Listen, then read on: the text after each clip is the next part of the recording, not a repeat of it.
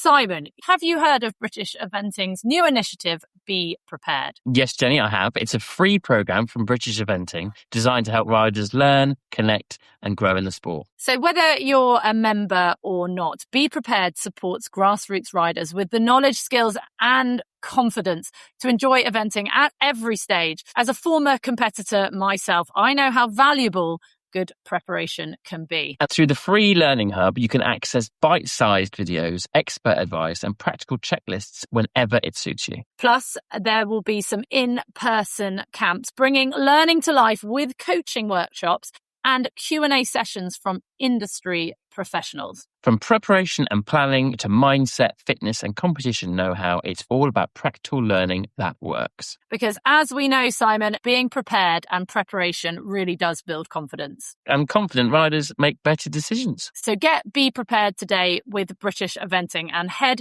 over to their website, britisheventing.com.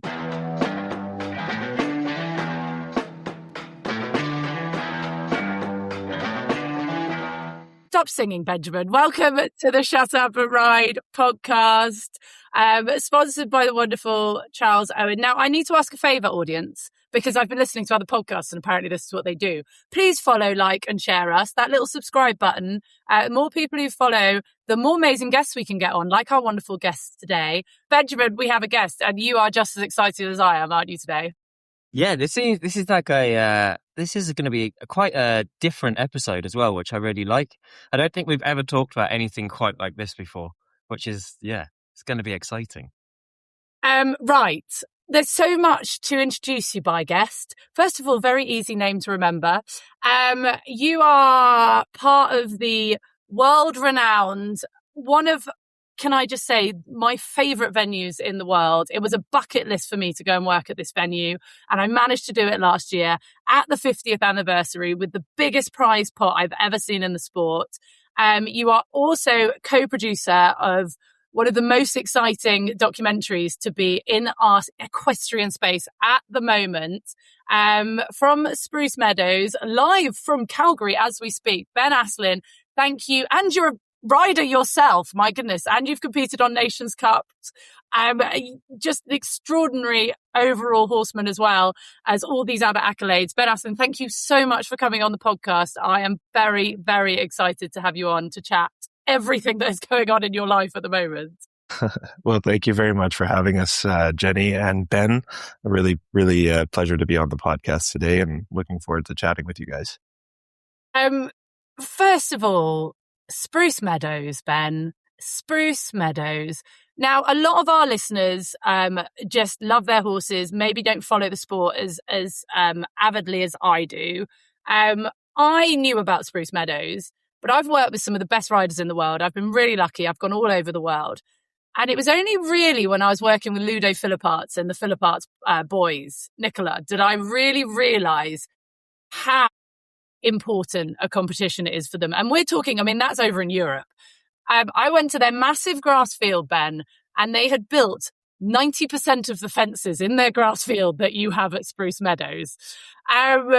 Before we get into Faultless and everything else, can you, first of all, just put into words Spruce Meadows and a little bit about yourself and your history? Because this venue, ladies and gentlemen, is absolutely iconic. It's full of history, it's full of heritage, but it is also the one the riders want to win. And I think I can safely say that for pretty much 100% of all riders. Ben's smirking because he knows it's true. Yeah, I do. As a rider myself, I think that is true. And it definitely is a venue that all of us athletes really try to, put on our calendar as one of the main goals throughout the year. It's I'm extremely blessed and honored to be a part of the family and extremely proud of what my grandfather and my grandmother created. And it's an extraordinary story of how it was created in the first place, and to see it today is just really, it's unbelievable. I mean, it really started as humble beginnings, and it was two partners, inspiration and passion to create international sport in a very unlikely place. an unlikely sport for Calgary, Alberta. So it's incredible. It's now part of the Rolex Grand Slam, one of 4 majors throughout the year. And as you said, the jumps are unique. The atmosphere is unique, but it really does showcase, top level competition. When you ride into the international ring under the clock tower at Spruce Meadows, I can say firsthand, it's a feeling that you don't feel anywhere else. I mean, it's comparable to an Aachen, a real mecca. So it's got its unique traits. The 16-foot long poles is much different than the rest of the sport. And, there's been fences that have been jumped for 50 years of international competition that, as you were mentioning, even the Philipparts have some of the fences built in their own farm. And the bicycle fence, which is terrifying. Please go Google the bicycle fence. I will put a picture on Instagram, guys. It is terrifying, especially last year when he put it on like at half distance. It's like, how the hell do you jump that? You're laughing because it's true. Like, I have no idea how you jump that fence. No. And the really cool thing is that my grandfather, Ron Southern, and my grandmother, Marg Southern, they set out on a mission when they were starting to get involved in the international side of the sport to take home a couple jumps from every World Championships, Olympic Games, every major championship. So there's fences from all over the world. The bicycle jump that you're referring to came from Den Haag World Championships. I didn't know that. That's 94. So cool. And so, they all have a story behind them, and they're all quite difficult to jump, and they require a lot of bravery from both horse and rider. And Leopoldo Palacios has been a real staple at our venue at Spruce Meadows for many years. And in my opinion, one of the best course designers ever. I mean, for sure, one of the toughest. There's no doubt about it. But at the end of the day, he has a blank canvas to start, and he really paints just the top level of sport every year in that Grand Prix. You always see the best horse rider combination win the Grand Prix on Sunday. Leopoldo always pretends his English is non-existent, though, if you ask for an interview, can I just say? He's like, no. I'm like, I know you can speak English. And nice. He runs in the other direction, feigning that his English is non-existent, which makes me laugh. I've been doing this for a long time, Leopoldo. I know you. I've seen you speaking to the riders. Yeah, no, he's an incredible character. He's a genuine human being. He's a horseman. He's a people person. He cares about the riders. He cares about the horses, and we're so lucky to have that relationship with Leo for so many years. So, very excitingly, Simon Grieve has just managed to join us. Ben, can I live on the podcast introduce you to 5-star eventer and absolute legend Simon Grieve as well? Simon, you're here. Hi, Ben. How you doing? Simon, pleasure to meet you. Thanks very much for having us. Well, nice to meet you too. I'm sorry I'm so late. No problem. We're just talking about how amazing Spruce Meadows is. I think they need to have an Eventers Grand Prix in there. Have you ever done that, Ben? Have you ever had an Eventers Grand Prix at Spruce Meadows?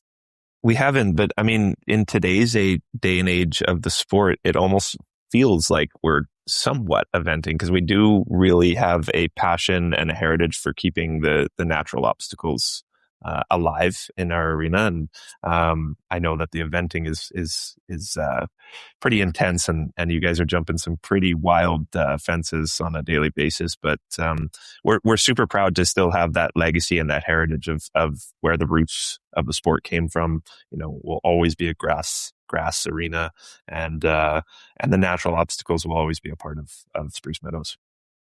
You do get some of the riders though getting a bit I remember walking the course last year. Leopoldo's course last year was absolutely incredible. The upright in the middle of the water jump.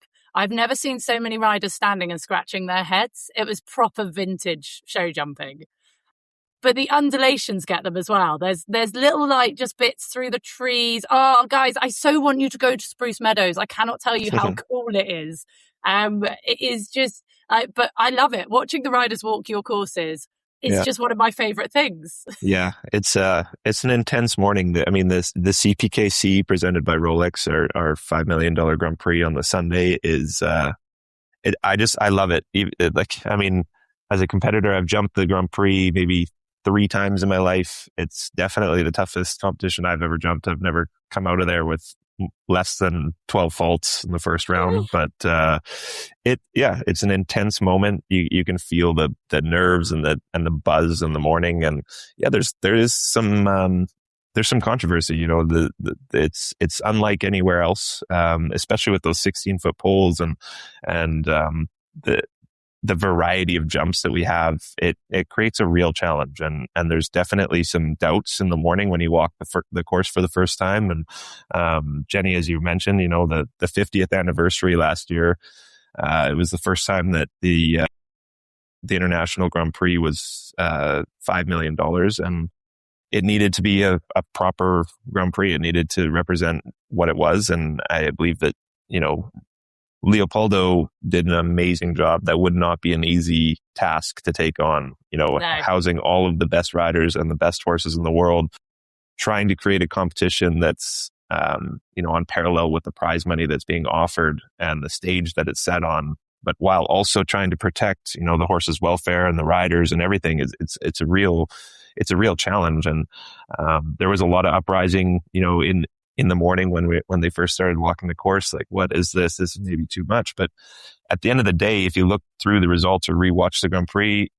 horses were always safe. You know, there was mistakes made for sure, but there was nothing that created too much of a challenge for the horses. I mean, the last line in the second round was extremely hard to jump, but there was no crash. There was no horses getting hurt or anything like that. So I think he did an incredible job.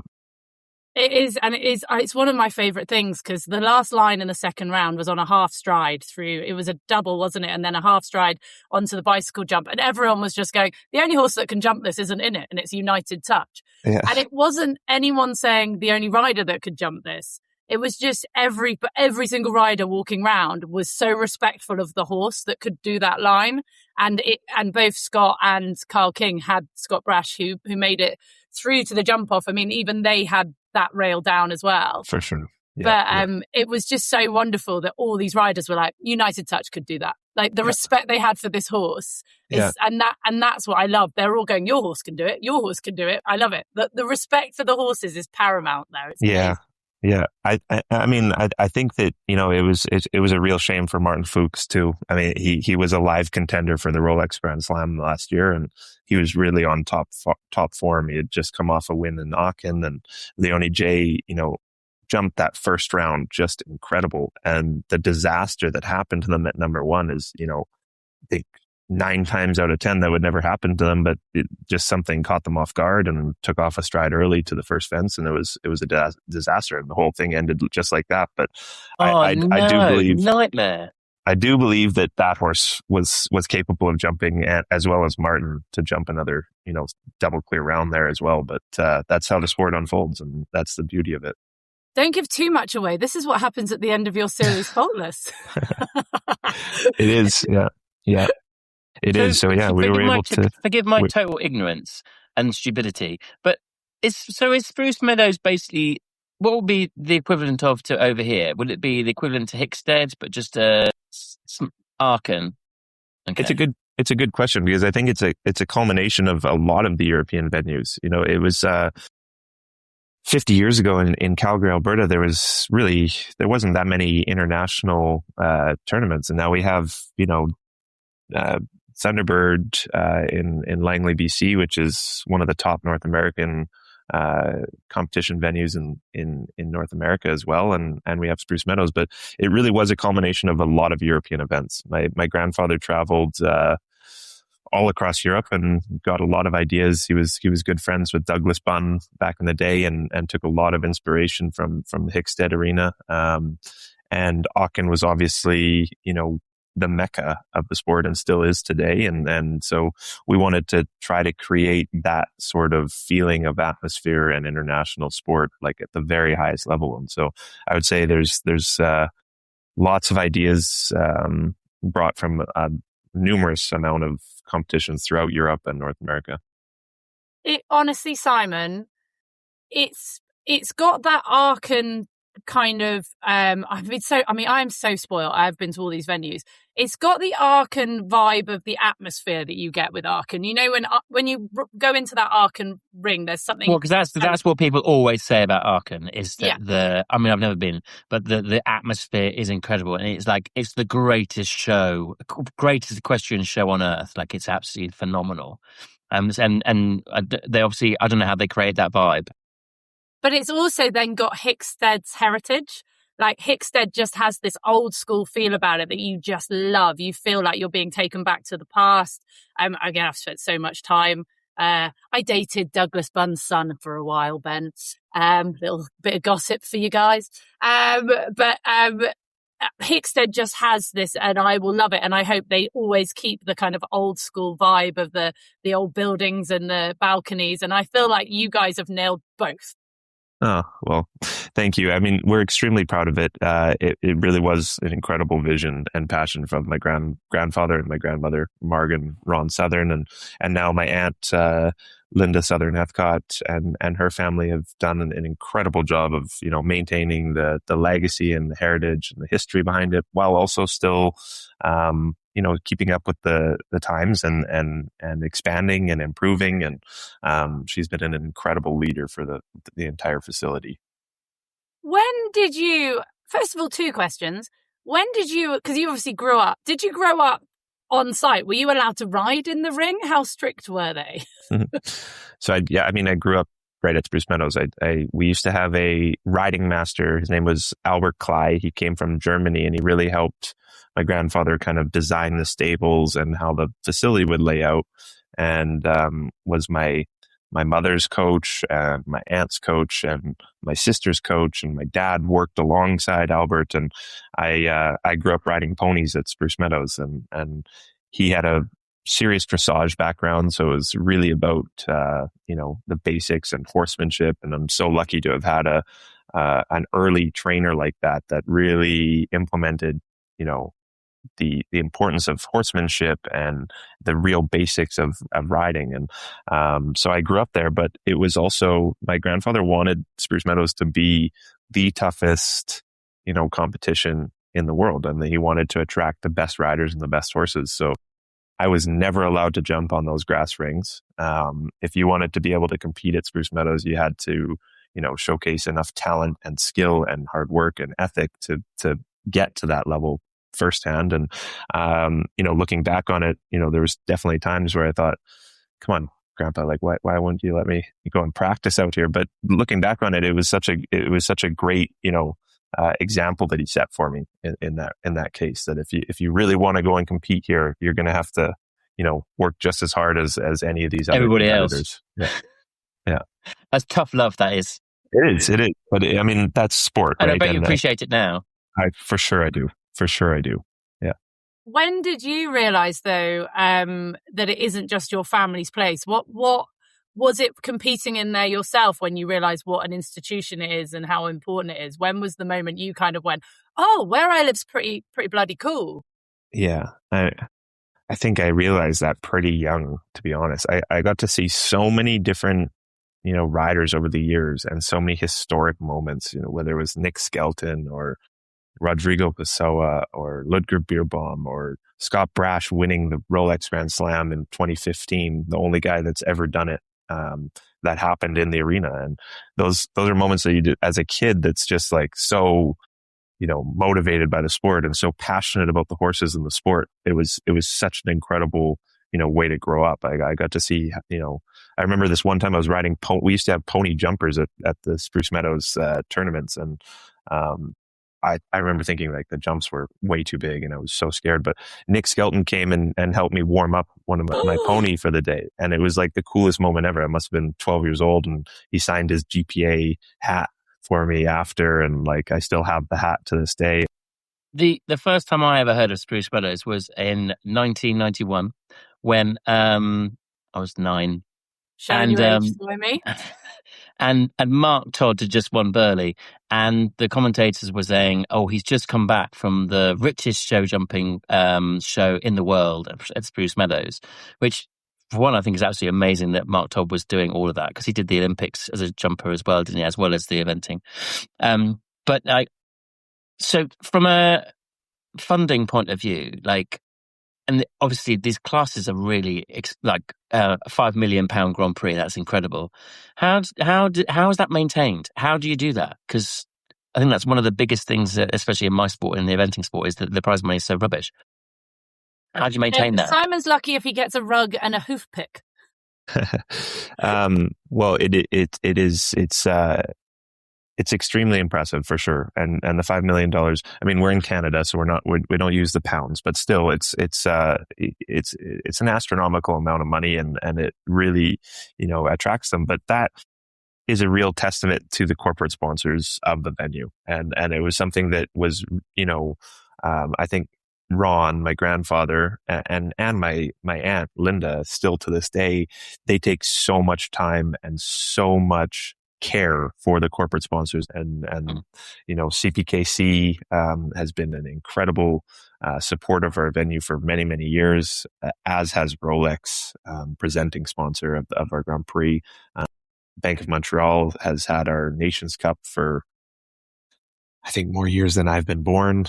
and so that's a real testament of the relationships that our families really created and sustained with those corporate sponsors, and made them believe in something. It wasn't just about the sport. It was about bringing everybody to the venue and being able to enjoy the venue as a community place. And it's a pretty incredible story. And it's humbling. It's very humbling.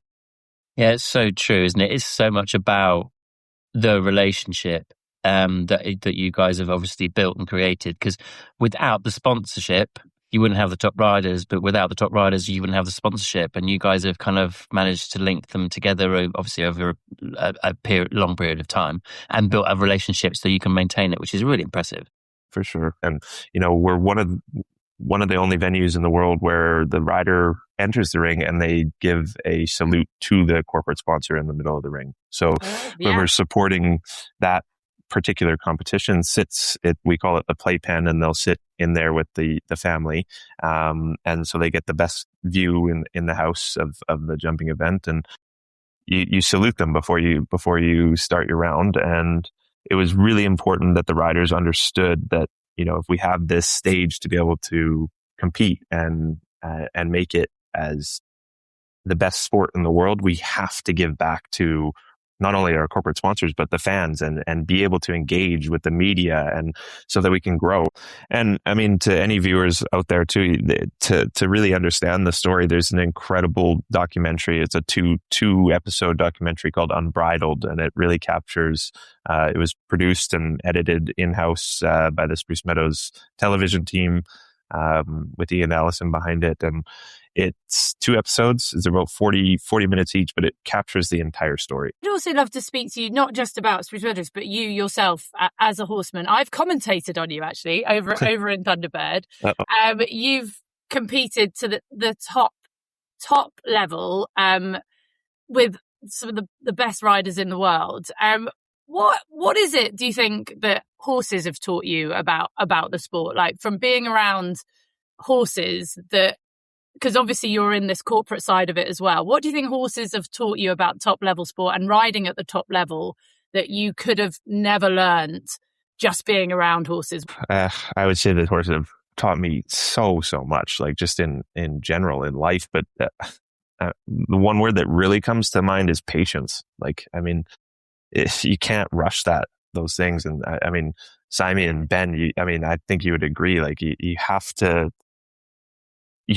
be able to adapt to whatever you're riding, and understand the horse in the right way, and understand what the quirks are and what they like and what they don't like. I mean, you see it too many times often that people rush those steps and it never works out. Like, and that's, to me, that's like one of the best life lessons that horses have taught me, is if you want to compete at the highest level, you have to do things properly and in a process, and really understand your horse. And at the end of the day, it comes down to horsemanship. And I think that that's something that the Rolex Grand Slam really, emulates, is that you always see the best horseman and best rider horse combination win those events, because they are the best horsemen at the end of the day, and I think that that's something that I'm so, blessed to have had those experiences with horses, with young horses, and every single horse that I got to ride, whether they competed at the highest level or just a 4-year-old that was able to get to a meter 10 level, every horse had a piece of my learning, and incredibly grateful for them all. Well, okay, this is a question for all three of you. What's the difference? What separates whoever wants to go first, a good horseman from being a good rider? And is there a separation? Yes, there is. A good horseman reads his horse, and adapts to his horse, and can help his horse. A really good rider, I think. I suppose it depends on what kind of context you're talking about it, but a good rider is somebody that can get on a really well-trained horse and go and win. I think that's the big difference. Like, a horseman is somebody that can say, we need to stop, or can take it slower, or can help that horse get through whatever it needs to get through. That's how I look at it. I agree. I'm interested in Ben. Yeah. Ben, because you don't always ride, but you see a lot of riding, and you obviously are on the floor. For you, what's the difference between a good horseman and a good rider? A good rider can execute on a trained horse. A good horseman can train the horse. Ooh. That's what I meant. That was very well said. Very well said. I just said it like it's fast. I've met people who can absolutely ride, say, like a dressage test at a high level. They can ride the movements better than I can. But if I gave them a 4-year-old and said, come back in 2 years and have nice piaffe and passage and stuff, and you're not allowed outside help, you've got to do it. Not everybody that can ride at that level. But I'd also say that's not a criticism, really. That's just an observation of how the world works. So I would also say that a lot of talented horsemen / riders get stuck in those lower levels because they never get the chance to refine at that higher level, because they can make horses, and so they make horses and then sell them. And so they don't get to hang on to those horses once they're made and become the rider. So they, each has their good sides and their downsides. For sure. It's a bit like can you remember Chilly Morning, the stallion who won Babington with William Fox Pitt? He was produced initially by Nick Gauntlet, and Nick did a really lovely job on the horse. Did a brilliant job of producing it. Always went quite steady, but like, the horse was so well produced. And then as soon as William had it, off it just flew, and it won everything. And you say that Nick was a proper horseman, the way he produced that horse for somebody to be able to get on it and then just go and do that. Is that what you mean? For sure. The other thing that comes to my mind too is longevity too. I mean, if you look at like the real horsemen of the world, whether you're in eventing, dressage, or jumping, whatever it may be, like the longevity of the horse's career that they have too. There's a lot of top riders in the world that are incredible competitors. Like, I mean, balls to the wall fast and can execute something so well.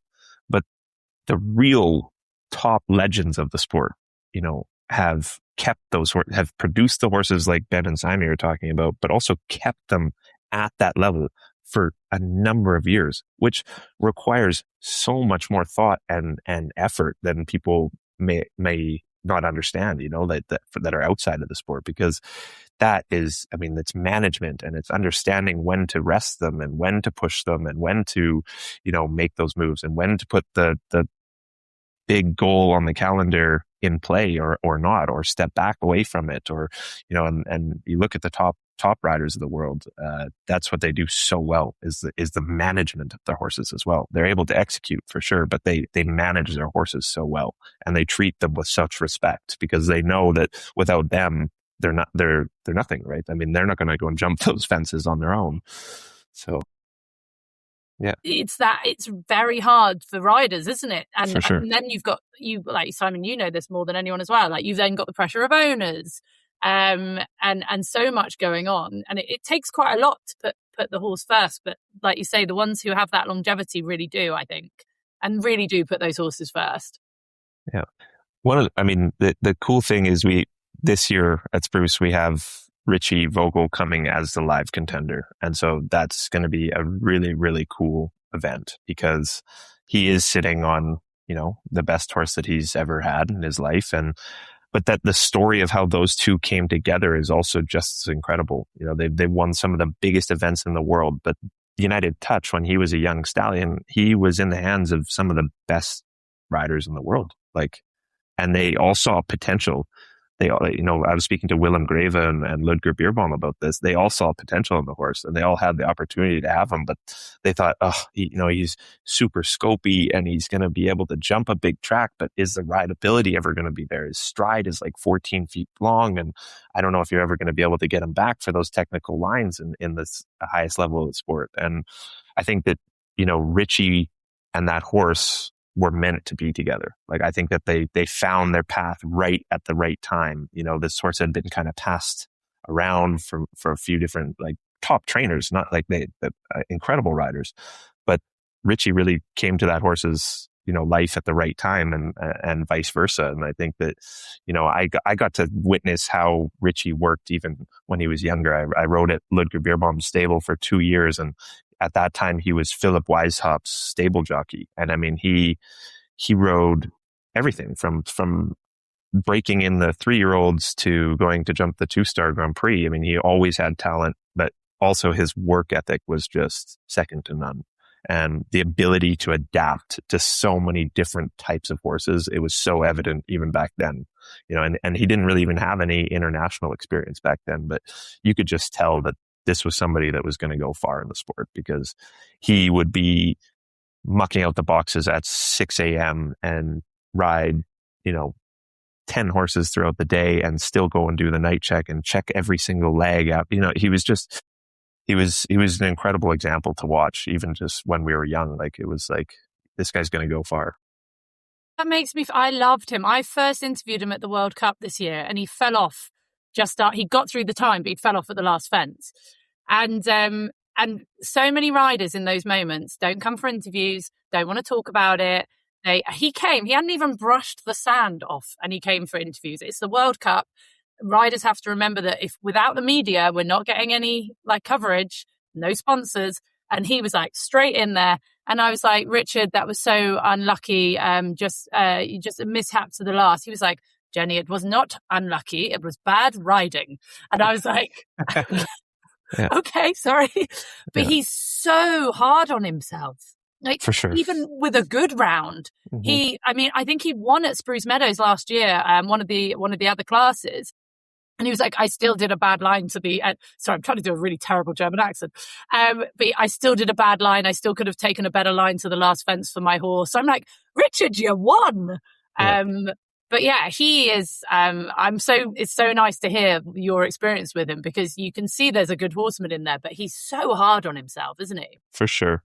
But I think it comes from a place of really wanting to do the best by his horse though, too. He gets angry at himself if he makes a mistake because he knows that, the horse is ready. And if he makes that mistake, then he takes that away from the horse. So I think it comes from a very, very good place, but he's also very, very, honest and humble about when he makes a mistake. He's never, you never hear that guy blame it on the horse. No, which is, in my opinion, is one of the most important things for younger people that are getting involved in the sport. Don't just blame it on the horse. You got to do your job properly, and you got to create those pathways for the horse to do it sustainably. And you never hear Richard Vogel say, "Oh, the horse wasn't good enough," or he made a mistake there. It's always his fault. So, true. Kudos to Richie. Can I ask, boys, do you know what the Rolex Grand Slam, because Ben doesn't have time to follow as much show jumping as I do. Do you know what the Rolex Grand Slam of show jumping actually entails? I actually think I do. You do? You don't? I think I do. Well, I'd like to hear you explain it, Ben. God, if I'm wrong, this is going to be so bad. I think isn't it like one of those things where there's a group of these insanely high level competitions around the world, and if you can win them all, then that's the Grand Slam. isn't it? Close. And Pretty hence close. why, like, it never happens. Has happened once? It's happened once Yeah. by a Brit. How It is far close. off am I? Ben will do a better job of explaining it to me. Ben, I also want to know, does it have to be on the same horse?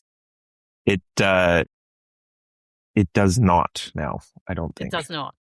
That seems but- that seems not fair. Sorry, I should know what it is before I start kicking But- off. But to be honest, when Scott Brash won the Rolex Grand Slam, he did it all on the same horse. And Hello, Sanctus. Yeah, on Hello Sanctus. And Ben, you were very close in describing what it is. It's 4 of the most prestigious events in the world. And you could compare it to the Grand Slam of tennis or the Grand Slam of golf. The events themselves are spaced out. It's about one every quarter of the year. So you have the circuit starts in 's-Hertogenbosch, Holland, for the Dutch Masters. That's the first major. And then you have Aachen, it's the second major. And then you have Spruce Meadows in September, which is the Masters tournament. That's the third. And then you have Geneva in December. So when Scott won, there was only 3 of the major events in 2015. And then they added the Dutch Masters and 's-Hertogenbosch to make 4. And so you have 2 indoor events and 2 outdoor events. And if you're able to winning one of those events on their own is an incredible feat. I mean, that was like, as a kid, that was my goal. I never even thought about winning all 4 of them. Like, I was like, if I can get close to one of them, which I never did, but I had the opportunity and the experience to at least go and jump a couple of them, which is really, really cool. But you win 2 in a row, you have a bonus. You win 3 in a row. That's the Grand Slam. And that's only been done once by Scott Brash and Hello Sanctus. That happened at Spruce Meadows in 2015. And to this day, it is still the most incredible spectator experience I have ever had in the sport. I mean, when you were in the stadium when Scott was going in the second round, we all knew that he was capable of doing it.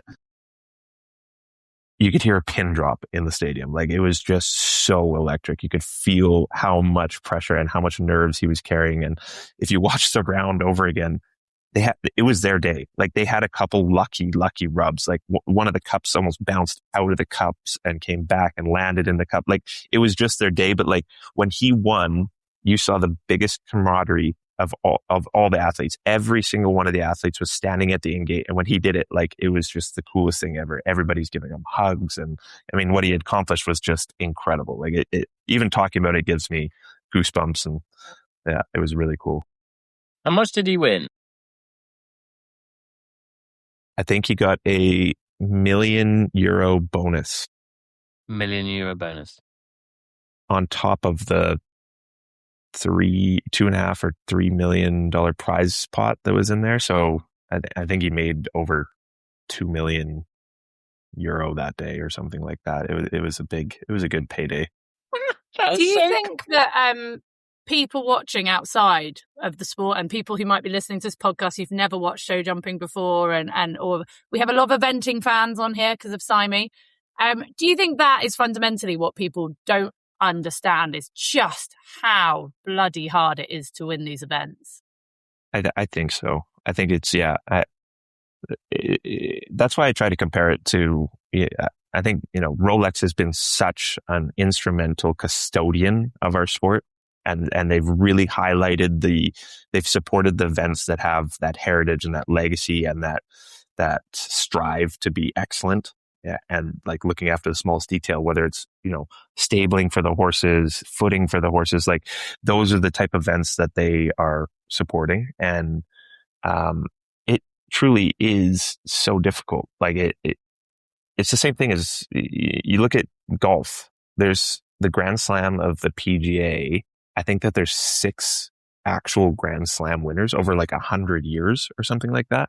And that's what it is comparable to. I mean, I think that it requires, and I hope that Richie just goes out and has the most fun ever jumping that Grand Prix because he's in contention. And I think he has a chance of doing it. He's sitting on one of the best horses in the world. He's one of the best riders in the world. But I don't think that you're going to see that year after year. Hello Sanctos and Scott Brash were another example of that. I mean, they were just one of the most incredible combinations the sport's ever seen. And that's what it takes. But to your point, I mean, the details and the work that goes behind the scenes to get ready for one of those events, I mean, that's judged on 85 seconds in the arena. But the hours and every single day that you're working with those horses and making sure that they're fit and ready and healthy and happy and want to do their job, like that is what a lot of people don't understand, how much work goes into that. Yeah, because when you compare it to like a golf Grand Slam, a golf club can't go lame or get colic. Exactly. Or decide it hit the ball too hard yesterday, and so it's now scared and doesn't want to do it. Like, you're exactly balancing. That's the thing with horses, isn't it? Like, I know it's different because I get away with it because I'm performing, so I can change the plan. But yeah, your horse only has to come out that day and be like, nah, it's slightly warmer here than it is at home, so I'm not playing. Exactly. No, it's true though, isn't it? So it's like, you think you've taken it all the way there. I would have been a mess the morning if I was him. You're thinking, if today goes well, I'm the first person in history to do this and I get millions. And if today goes badly, I'm never probably going to get this opportunity again. Yeah, it's a lot of pressure for sure. Yeah. I was thinking about it this week. I was thinking about it this week because I was at Hartbury and in the 4-star, Zara Tyndall won the 4-star, which was really cool and good for her. Like, she really meant business and she really went for it. It was a really good win. But I was looking at the results afterwards and it had like the prize money on there and stuff. And she actually won quite a lot for eventing. She won $5,000 for winning this 4-star. Now, Zara, I can't remember. I don't know the last time she won a 4-star. A long time ago. You might even have been in the world. I don't know. That horse is 17 and I don't think it's ever won a 4-star. Yeah. And which just goes to show how hard it is to do that. And it was out of 80 people, 80 starters, and she wins £5,000. I mean, it's not good enough, is it? That was going to be what's annoyed me this week, to be honest. Like, why? Yeah, the prize money should be so much better than that. Like, the amount of effort she had to go into to win that is just, yeah. I mean, $5,000 doesn't even cover, like, probably the last couple of months. Yeah. It has to be a passion, that's for sure. Definitely has to be that. And I was 13th and I won £70. Oh, Simey! Yay! I mean, it's amazing that you won that, but at the same time, that's pathetic. I think it's worse getting your £70 from there than when it was that you took that young horse out and and they chased you with your rosette in the baby class. It's a little bit like I'd rather have not got anything, to be honest. Yeah, I mean, £70, like, it doesn't even remotely pay for the stable. Like, could that even cover the cost of the fuel? It wouldn't even cover the cost of fuel, no. I was trying to explain this on my commentary because I was saying to Ben, a lot of the places I commentate at, it goes out across the bleachers and to people who've never ridden. And I was saying the one disadvantage you have as a horse rider, and especially eventing, it's like people will go, oh, did you win? I'm like, no, I'm just happy I survived. I was on a 5-year-old that was trying to kill me. I'm just glad I stayed in the dressage boards, or I'm glad I didn't get run out of the arena.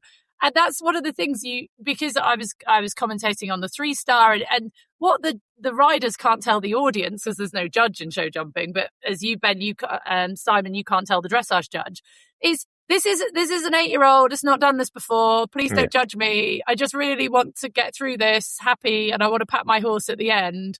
And you're not allowed to say that before you go in. I always feel like there should be an interview before, not afterwards. So what you're saying is that if anybody doesn't ride and their friends are competing on horses, you need the same mindset as when your friend runs a marathon. Because if your mate runs a marathon, you never go, where did you place? You're just like, oh my God, that's amazing. Like, well done. Yeah. Did you get to the finish line? Yeah. Did you finish it? Yeah. And it's, that same sort of mindset opposed to like, didn't win badminton. Ugh, you loser. It's when people don't congratulate you after you've done something. They go, how do you feel about that?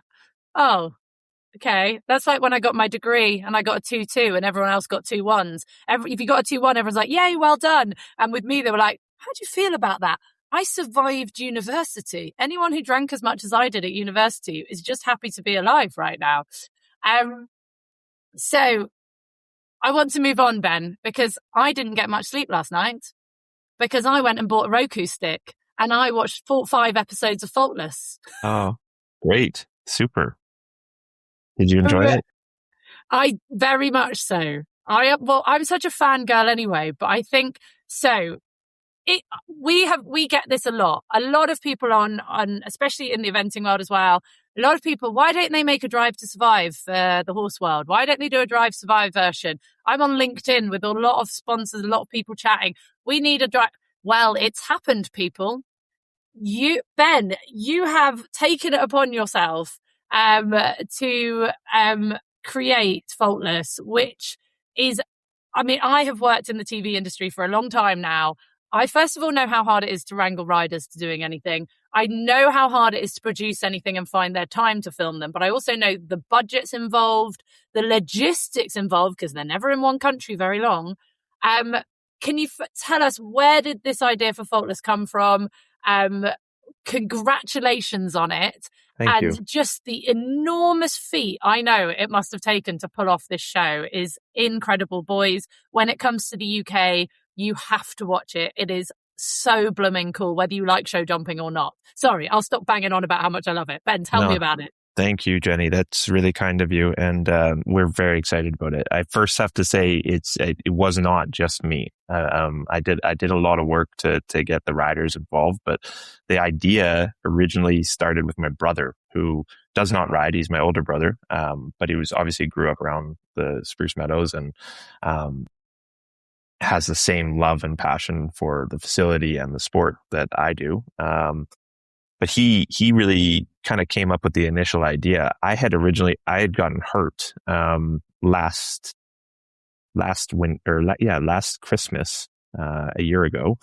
I was training at home on a stallion and I got bucked off and I ruptured my spleen, and it was quite a Ouch. bad injury. I got to the hospital and had to have couple blood transfusions, and it was sketchy because it was one of those times where you fall off and I thought maybe you broke my rib or something, but got back on and rode for a bit, and then all of a sudden blood pressure's dropping and you're going white, and then you're rushed off to the hospital. That aside, that aside, only a ruptured spleen, typical horseman. Were you disappointed that hadn't happened while filming? Because that would have been much better. That's good jeopardy, isn't it? I mean, I'm happy that it didn't happen while they were filming me, but it would have been good drama for sure. So anyways, I was out for about 3 months and I was kind of a little bit down in the dumps, and my brother came to me with an idea. He was like, why haven't we done this? Back in the day, we were creating some really, really cool videos called Thrills and Spills at Spruce Meadows, and people loved it. It was on YouTube, and I remember being a kid, and even people in Europe would watch these YouTube videos of what Spruce Meadows was, and we kind of wanted to revamp that. And we also saw an opportunity because all these other sports were doing these docuseries, and what they were doing was they were focusing on a sport, but they were really focusing on the people in the sport and trying to attract a bigger audience to that sport. And I think that's what Drive to Survive did so well for the sport of F1, is when people are able to kind of relate to a character or a hero, and you can humanize those people and be like, oh, I can relate to that. He's got a kid and he's still got to get up in the morning and bring his kid to school and then go to work and then do all those things or whatever it is. People just get engaged with those people, and then all of a sudden, oh, I'm going to go and watch that event because I know that so-and-so is going to compete there.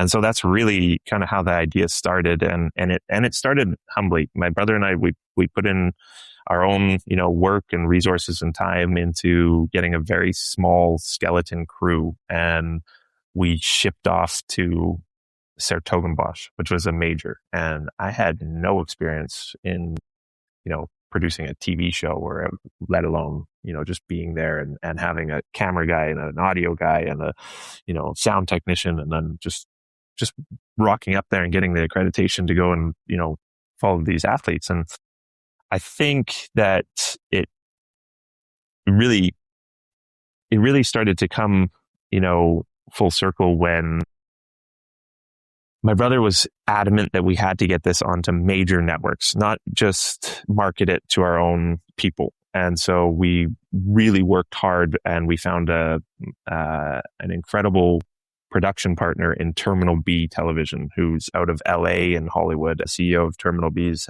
has numerous Emmy awards, and really knew that industry well. And we really knew the sport industry well. And so it was kind of just a perfect team that we created. Because I was able to go and talk to all these riders, and a lot of these riders I know very well from being on the circuit, but a lot of them I still look up to as my heroes, like guys like Steve Gerdat and Ludger Beerbaum, and all these guys, Richard Vogel, Willem Greva.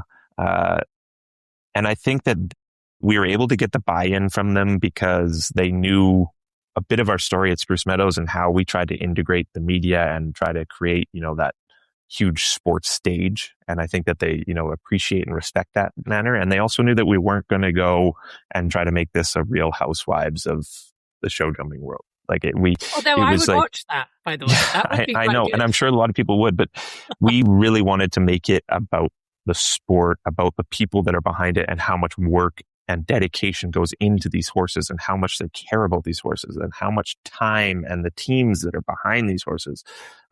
That's what we wanted to make it about. And I think that the riders bought into that, and we capture those major events, what happens behind the scenes, how those people prepare for them, and the relationships that they have. And we're incredibly proud of it.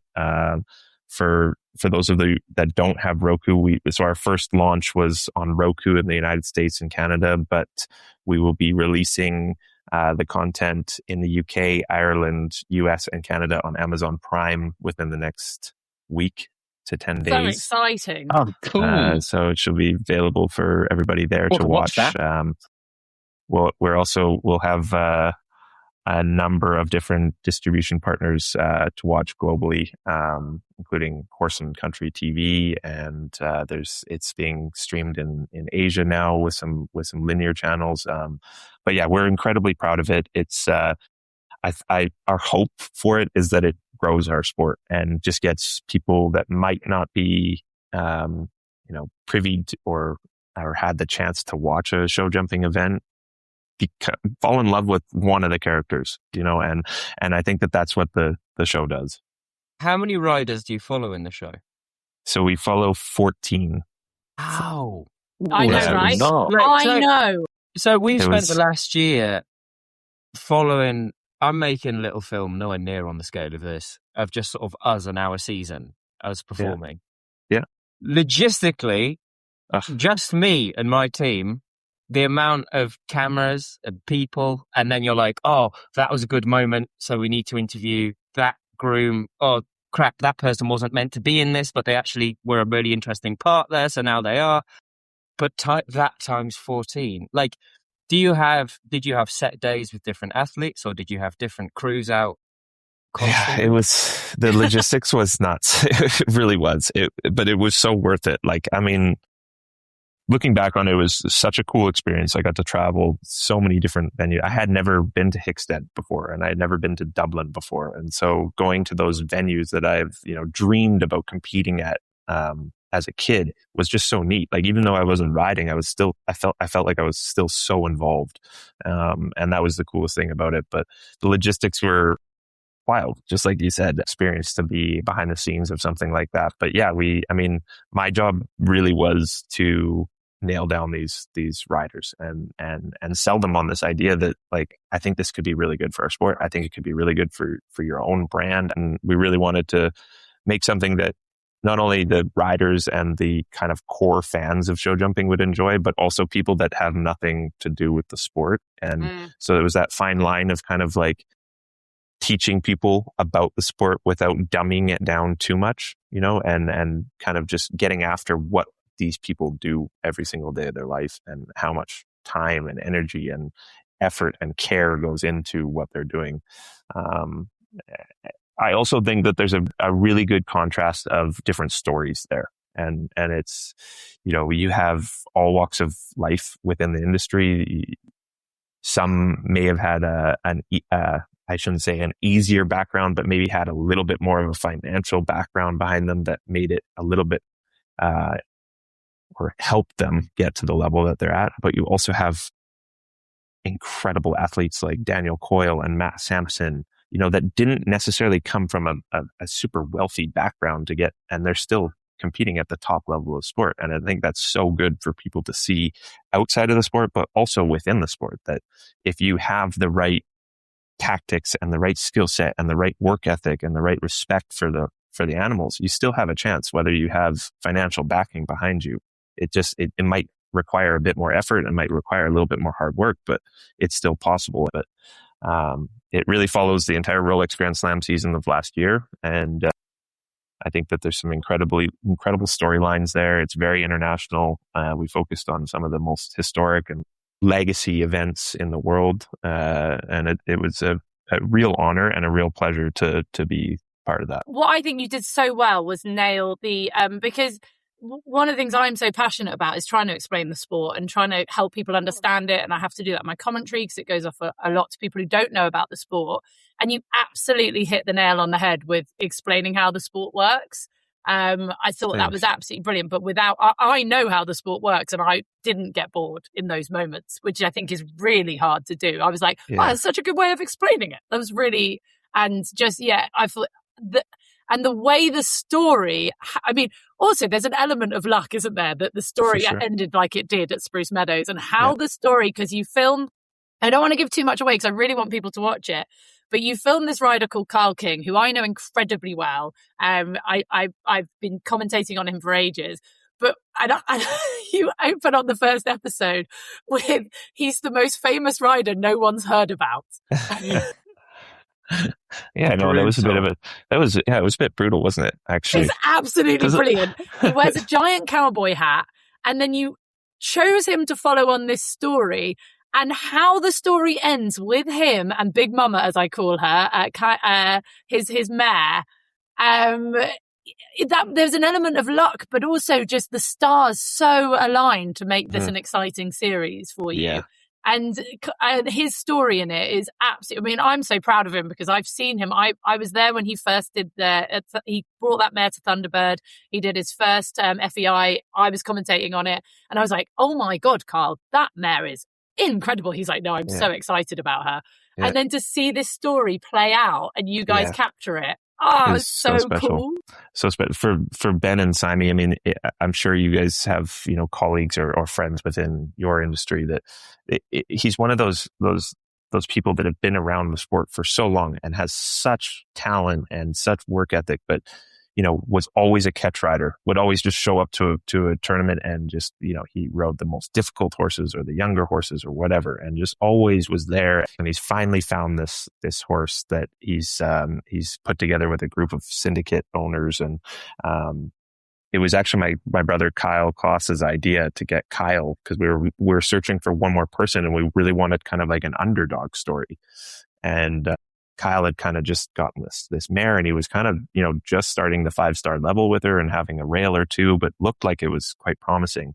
And, the whole story just, when what happened in the Grand Prix in the final episode, like I remember being there with the crew and just being like, oh my goodness, this is the coolest thing that could have happened, because, we've got all this like home footage of him just saying that like, the one place he feels like comfortable is walking into the international ring, and that he believes in a miracle and he's a long shot. And he talks about how nobody's going to know, his name, and they're not going to be saying that he's going to be the one to win on the Grand Prix. But he has this sense of belief in himself that's humble, but also like you can feel it when you're watching his story. And then he has an incredible finish. He's pushing 50 years old now, and it's the first time that he's had kind of this opportunity to jump on that international stage with a good horse, and he's doing so well. So it's a really neat story, but I think all the stories are really, really, really, really cool.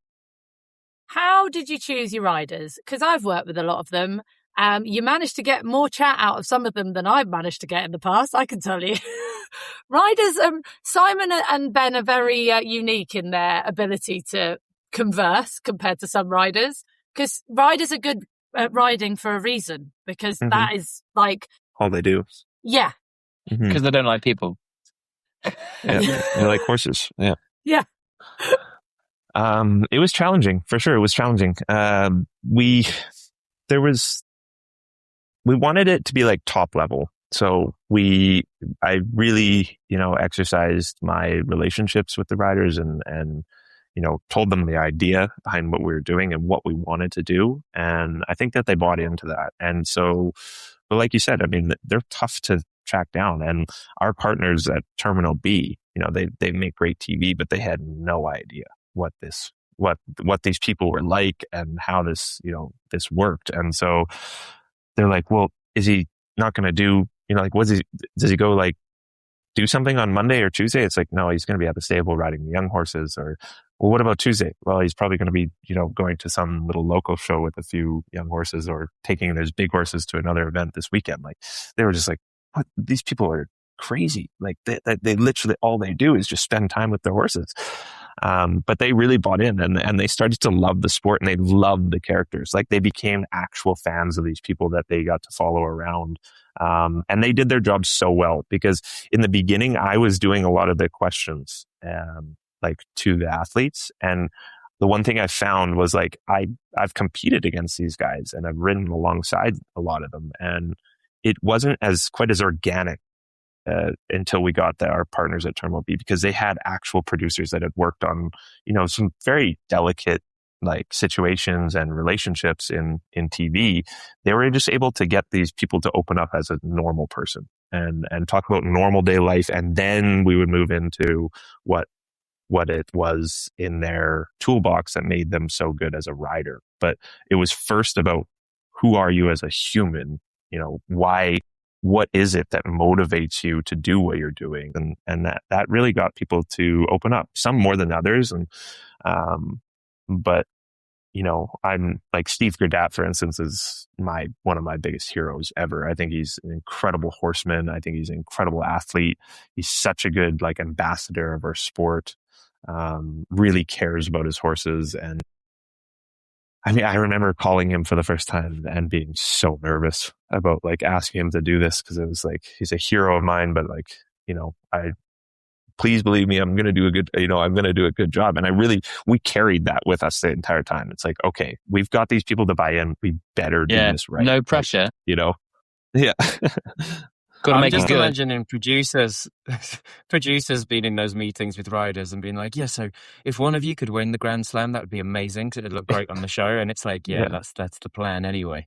Yeah. That was a cool thing though. Like that was one of the neat things, is like, we never forced drama. Like, we never said like, we need this to happen. We knew that the drama at the top level of sport would happen on its own. It's like any other sport. There's always, it comes like you get the stories of the riders, and then you just let the drama unfold on its own. And that's really what happened. Like, there was nothing forced. Like, I mean, these riders were mic'd up and had cameras on them pretty much all day, like during a tournament or when we came to their home for a home visit. And they had to trust us. I mean, obviously, and we had a real, understanding of trust. But the drama just happens on its own. And I was think, it like Big Brother when they forget they've got the mics on and they start saying stuff that's really inappropriate? No comment. I can testify to this, because I had to interview Matt and the boys after they won the Nations Cup they do it in the show. And we're all sat, and I was having a chat because I know Matt Sampson, I love him. And I was like, boys, I'm live tomorrow, so make sure you come and chat to me and don't bugger off. You've got to do your interviews, because some of them like, oh yeah, Jenny, I'll come and do an interview. And you see just them hightailing it away from camera as quick as possible. And Matt said to me, he was like, oh, so who is it that tends to just run away from you? And I mentioned a couple of riders that are on my don't be a bugger list. And I turned around and there was a camera in my face. And he went, ha, Jenny, I was mic'd up for that. I was like, yeah. Luckily it wasn't in there, me slagging off one of the riders. Matt was such a good character too. Like he's a great friend of mine, but he's just, he's made for TV. Like He that really guy, is. he's made for TV. Like he's just so personable and so humble, and he's just like so easy to watch and listen to. You know, he's there for the right reasons, and he's an incredible competitor, and he's hungry to get better all the time. And his story of like Kara and him just like working together too is really neat. You know, we focus on Matt a lot in Hickstead, and I think a cool piece of that episode is that like we go back to like what he's, you know, trying to coach to his students, you know, and like the kind of grassroots part of that too. And I think that's really inspirational to a lot of people. And he was an excellent thing. But I don't know. I can't help but think that my grandfather was up in heaven during the 50th anniversary of our Masters tournament. It's our final episode of this thing, and it was just like all these things just kind of happen. Like the Brits, they win the Nations Cup on the 50th anniversary of Spruce Meadows, while the Duchess of Edinburgh, her Royal Highness, is there watching, and it's British Day at Spruce Meadows. And then, you know, the Grand Prix happens, and you've got Scott Brash, the guy that's won the Grand Slam, in the second round, and you've got this long shot story of this Kyle King who's made it to the second round. And it was just wild that it all kind of just fell together at the right time and the right place. It was pretty special. You guys have got to see it. I'm so excited for you guys to see it. Final question about the show. Did any of your opinions change on any of them when you were filming? Did you learn anything, like personally, as someone who's done this and competed with them? Did anyone surprise you?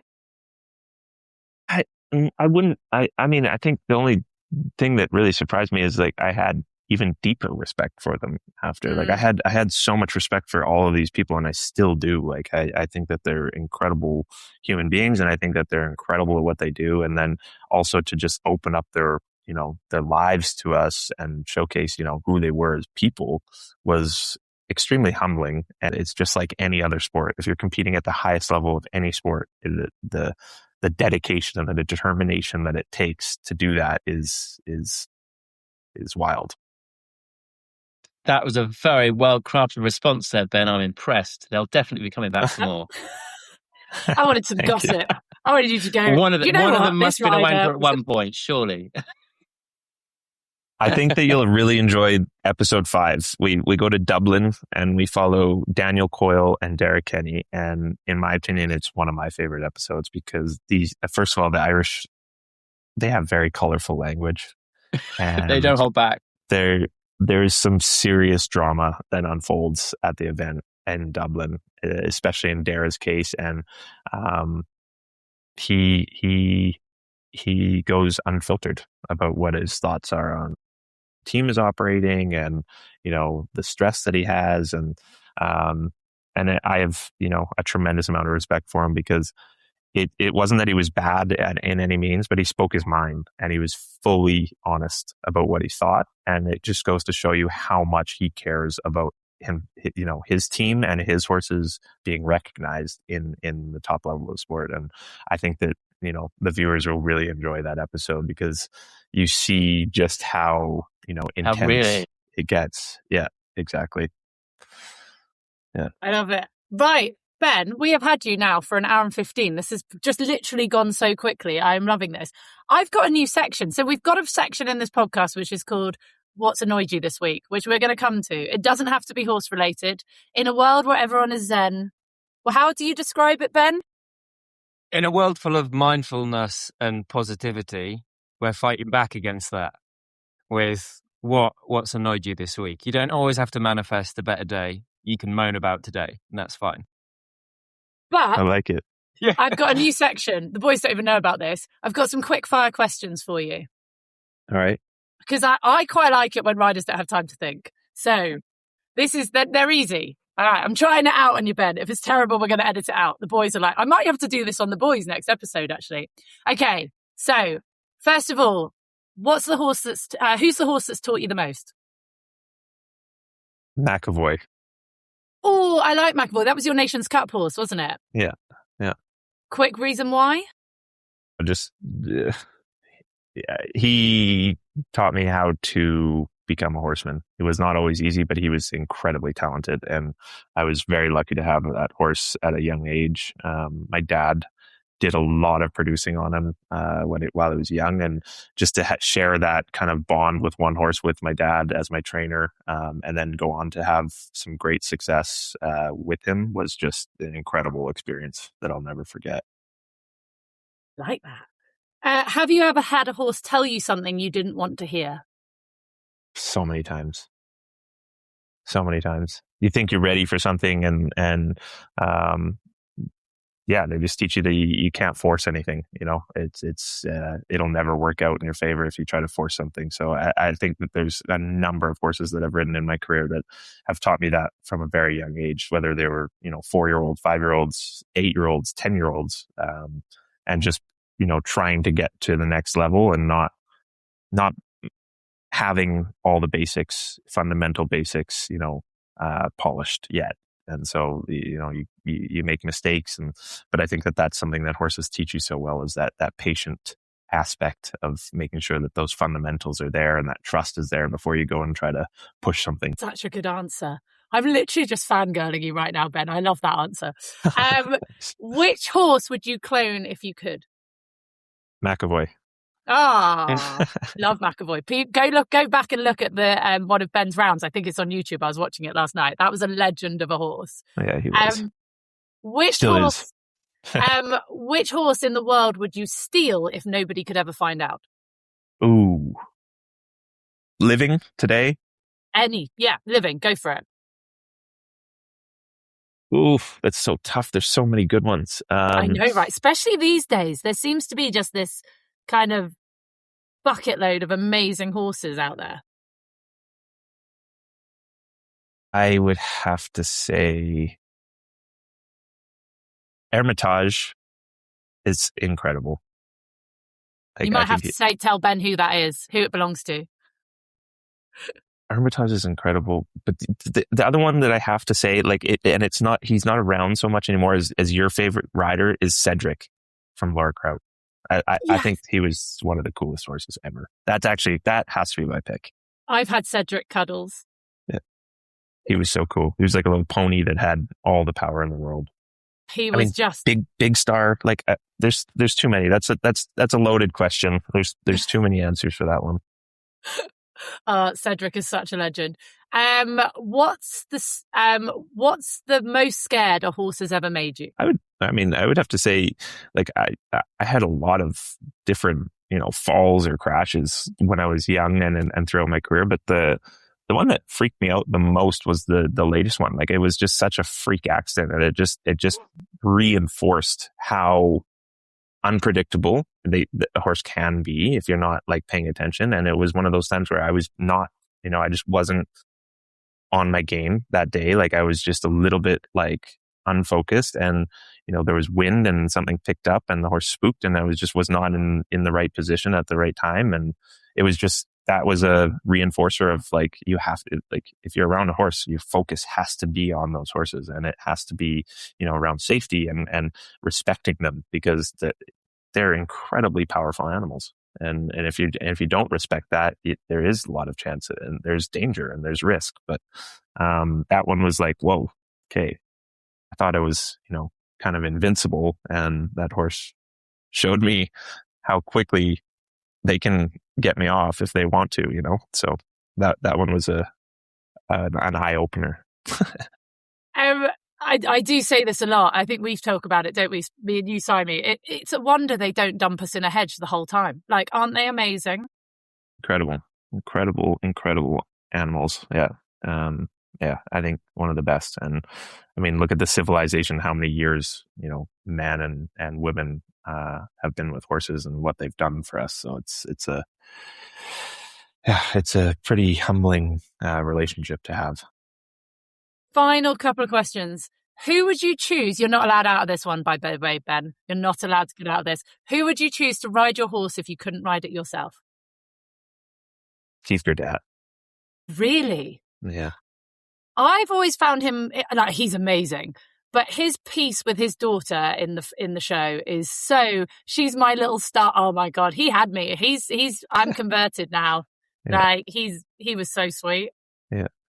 I think he's just so natural on a horse. You know, he never forces anything. You look at his horses, even in his flat work, like he lets horses be who they are, and he just adapts to them so well. Like I just think his natural feeling and his talent is just second to none. Like it's like watching poetry. Even just watching him, you know, just flat a horse or exercise in the morning. It's just, you can see how much connection he has with the horses and how much they love their job doing it for him, because he treats them with such respect.